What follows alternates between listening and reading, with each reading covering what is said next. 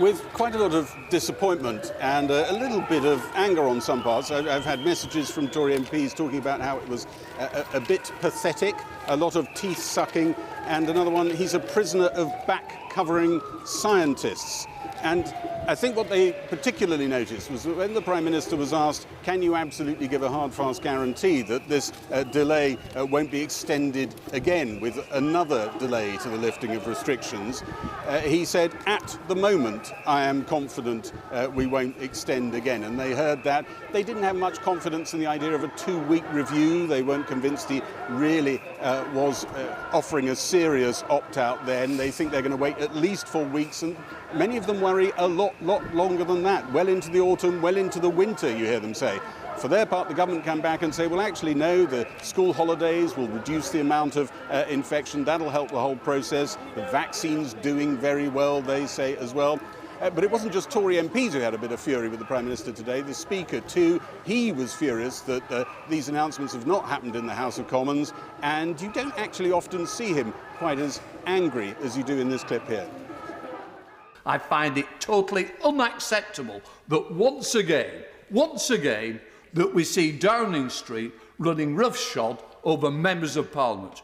We're not accepting it, and I'm at the stage where I'm beginning to look for other avenues if they're not going to treat this so seriously. What I would say is, I think it's time for me to have a meeting with the Prime Minister. Well, the Speaker, in an earlier section in the House, actually accused Number 10 of misleading the House of Commons. That's the sort of thing the Speaker normally brings up other MPs for doing. He really was quite rattled and angry. As for how this whole matter, whether it comes to a rebellion that actually affects it, well, there will be a vote in the House of Commons. He needs to extend the laws, and that vote will probably come Wednesday next week is the expectation, but there aren't enough Tory MPs, given that Labour's on side, to actually defeat it, but they could make quite a show of strength. Gary, thanks very much. And you might have seen me clasping my earpiece. That's because there's a big crowd of anti-lockdown protesters who have gathered at the end of Downing Street. They're making their feelings very plainly felt, calling for Boris Johnson to resign. Of course, what they want is for lockdown in all its guises to end right now.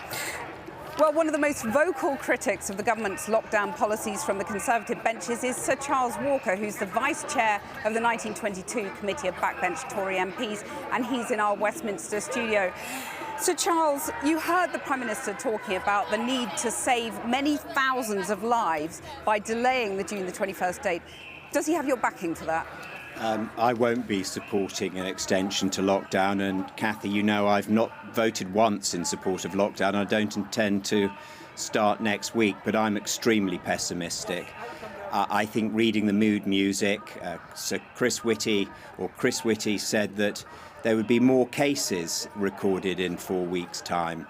I find it impossible to believe that Sir Mark Woolport, Professor Susan Mitchie of Sage, will be arguing in favour of ending lockdown in 4 weeks' time. They will obviously not be arguing in favour of ending lockdown. They're on Sage.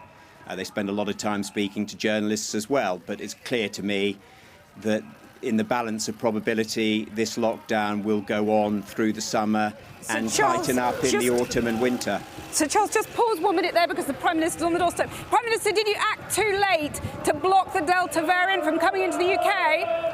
Are you yearning for July the 19th, Prime Minister? Well, that was the Prime Minister going into Downing Street with the Prime Minister of Australia, he's hoping for a trade deal with him, plenty to discuss. Sir Charles, I'm sorry to cut you off in your prime, but you heard the Prime Minister talking about an irreversible path out of lockdown. He wants July the 19th to be the end date. He says he's confident of that. Do you not trust him? No, I believe that that's what he wants, and I think that's what his instinct is, but it's clearly not the instinct of the scientists advising him. It's not the instinct of Sage, which, as I say, both advised the Prime Minister, but also at the same time advised Channel 4, the BBC and ITV and all the newspapers and the Radio 4 Today programme. I suspect over the next 4 weeks you will see a concerted effort from Sage scientists, led by Sir Mark Woolport and others, to argue that July the 19th is not the time to open up. And You're if you so very sceptical. if you can't open up in the middle of summer, it is very unlikely that as we enter the flu season in the autumn that we'll be opening up then. So I'm very pessimistic. Now, I'd love to be proven wrong. You can bring me back and have me in the stocks if I am wrong and say, well, what do you know, Charles? I won't be putting you in the stocks, but I just wonder why you're so sort of sceptical about the scientists. But surely there's no ulterior motive here. No, there's no ulterior motive, but you heard Chris Whitty say there will be more cases in 4 weeks' time than there are now, which strongly suggests to me that it'll be even harder for them to make an argument, or it'll be even harder for them to want to make an argument in favour of unlocking on July 19th. I hope I'm wrong. But even if we do unlock for a short time at the back end of summer, I suspect we will be in much harder lockdowns come the autumn. You're voting against next week. You've made that plain. How sizable do you think the rebellion will be on the Conservative backbenches? I don't think it will be enough, because Labour will be voting with the government, and the government has a large majority. So it will be a totemic, symbolic vote. But I've never voted to have the freedoms of my constituents legislated for in law and removed in law. These freedoms and these rights belong to them, and it is not for any government to remove them through the force of law.